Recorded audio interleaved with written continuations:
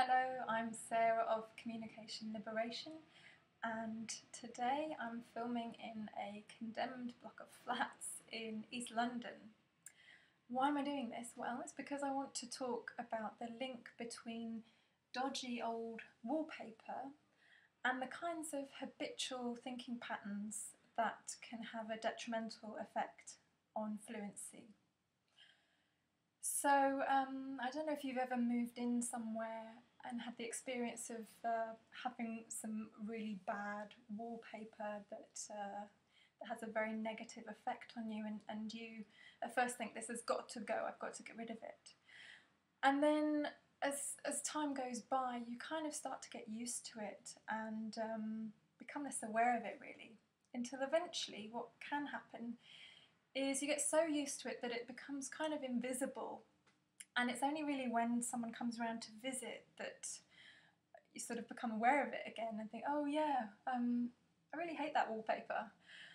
So this can be true of certain kinds of thinking patterns as well, the way that they can become quite invisible to us in a way and yet be affecting us strongly without us necessarily realising it. And in cognitive behavioural therapy, CBT, this identifies certain kinds of thinking patterns such as all or nothing thinking, and the ways in which that can impact us.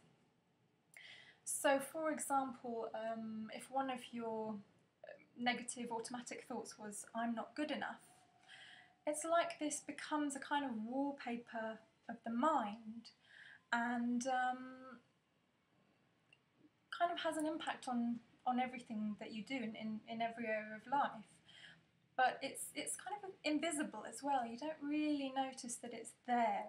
It just forms a backdrop to your experience. So therapy sometimes needs to shine a bit of a light on the wallpaper of the mind, if you like, and to explore what's there, what effect it has on you, and how it might be holding you back, and whether it's time to experiment maybe with something different, some alternatives. But as you'll know, if you've ever done any decorating, some wallpaper comes off quite easily in nice, satisfying long strips. I think there's a bit here that might come off nicely like that. But other wallpaper it's almost like it's welded on and you have to chip it off very, very slowly. And it's the same with thinking patterns. Certain thinking patterns are very resistant to change and require quite a lot of work to kind of uncover and explore and yeah, to work with really.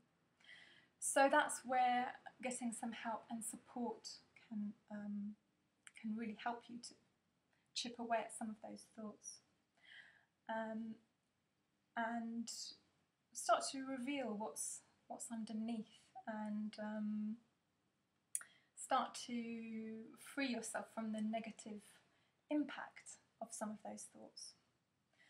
So I hope this has been helpful, and I will say goodbye for now.